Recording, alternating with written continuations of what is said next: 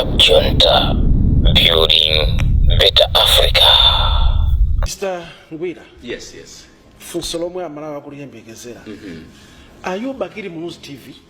Etu amalawi umo ndi mmene zinalili lero pa MBC pamene kono Kachamba Ngwila anali live pamene popo kucheza ndithu ndi presenter wa ku MBC ndipo programu yake inali ya kummawa ndi pamene amacheza kunatuluka ndithu chifunso kapena kuti chiquestion funso imene ambiri mwa inu mmayembekezera mmakumba kuti itafunsidwa ndithu momve kuti angayankhe zotani and pamenepo zinatheka ndithu funsolo kufunsidwa umu ndimene anayankhira kondoni Kachamba Ngwila and ndikupemphani kuti mukhale tchero ndikumvesera maso pangani subscribe share and like tuzeni kuti konse pati takomentani ndithu pamene tiwene konzapo pamene maprogramu akubwerabe osiyanasiyana tamverani izi.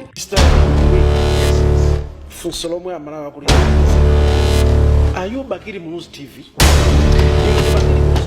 Ndipo bafusabwira kwambiri and I want to make it very clear I'm not.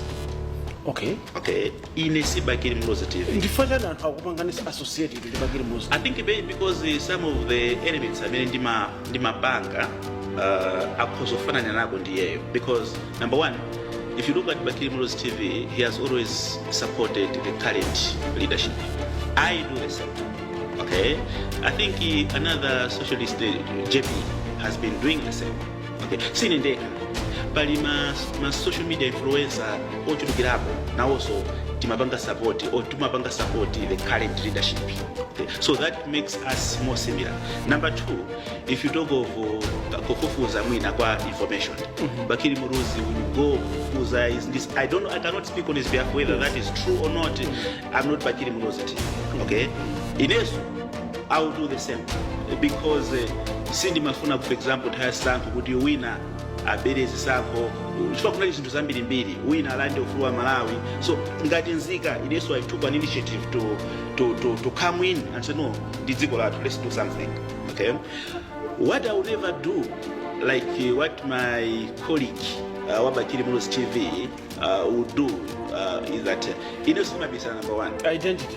Okay, that's why my page is verified, that is ID natumizaka kale Facebook ko ID ndi cholinga choti ndikamaponya zinthu I should be responsible for whatever I'm doing.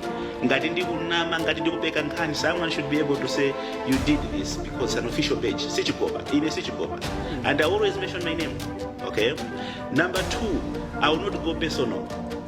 Ndi mtawizira muona Bakili Muluzi TV wa HIV ubanga mankhwala watu makaudi ya kufotokoza zambiri.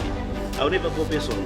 Kwamba kumuyankhula munthu za family yake kaya magona na ndi uyu kaya matali ndi uyu akulu aja ndona kuti samasaka wewe kaomba kwaji mutupili Yani issue based.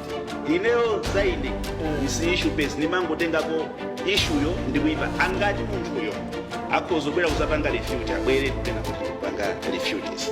Ndeni makhala kuti I'm conscious knowing kuti munthu uyu ali ndi family, ali ndi ana, ali ndi mkazi, sindingangolemba zimene ndingalembe koma ndilembe zinthu in relation to governance. So once again, I'm not Bakili Muluzi TV and I will never be, and I have no idea how that came into operation and how it is run. Koma kondwani Kachamba page, that is my page and that is me. Angwila makabera mudaponya pati okuti kakachitika aka mwaponya chisankho chonse chija anthu kuti amve zinthu amadikira page ya kondwani Kachamba Ngwila makamera mudasiya kotani. Well, if you expose your security, then it's no longer security. Joyamba, the most important. We live in the world of technology, okay, we live in the world of technology, and the advantage ya technology oyamba tona kuti imakupangisa kuziwa zinthu or have access to zinthu zina zimene basically suka naziona without technology. Okay, that's why we need to embrace technology kwambiri in Malawi. The most important thing should be kodi zimene Kachamba maponyazo zeni kapenayi.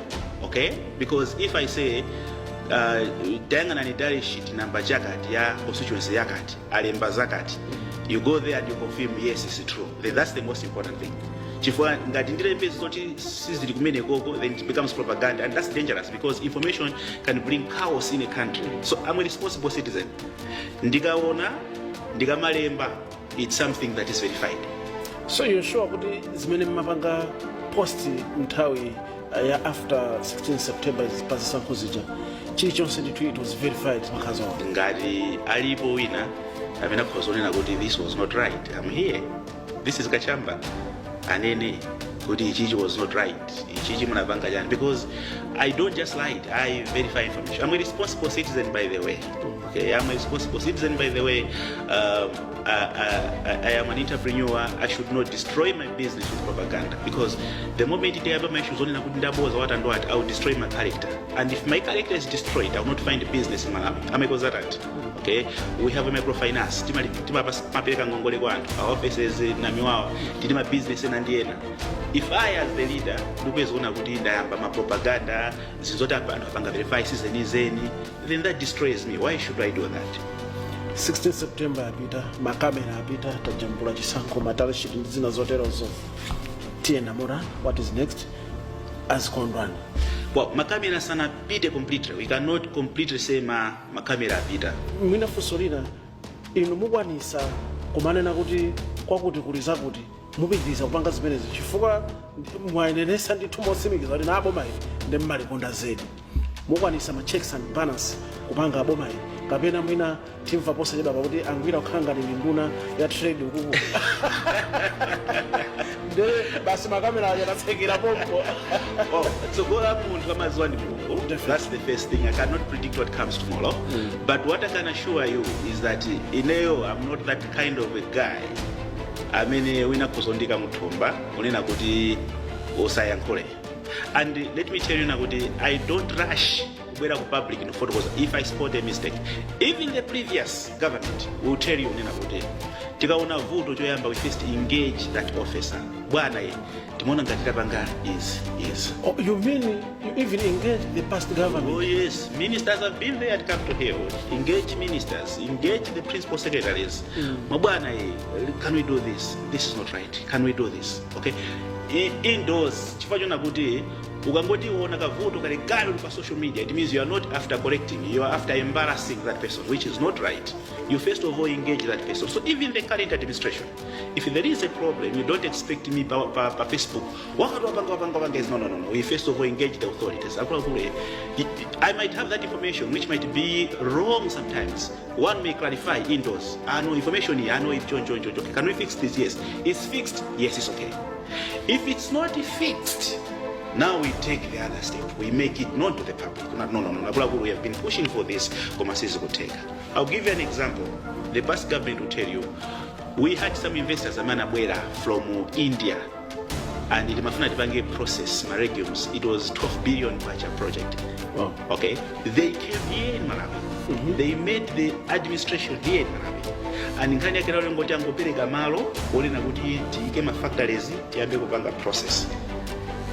My investors omwaja mabwera kuna kuti zimene atiuza ukukwe amatoza project ili bwino koma we should work with the akuchipani, not necessarily anthu ngati niyo amene kuchipani. So if we know you, we don't know these guys, we are going back. You see? Panali inageso tinabweretsa makampani inageso opanga ma windscreen amagari moto ndi maspanner amagari moto kwabweretsa kumalawi kunoko kufika the same thing amatuuza kuti achipana loemo mkatimo, not this. So those are the things zimezima unonga dziko, but you never saw me write anywhere on social media because I was not after embarrassing them. Timayankhula nakaemba katikati mukhinwa bwana, see what I was working with them, no, but I was always open as my leaders. Yeah, so this administration, I'm very confident. Abwana APM amamva. APM amamva. Amamva? Ndi muntu wankulu. That one trust muntu wankulu amamva. Club Junta, building better Africa.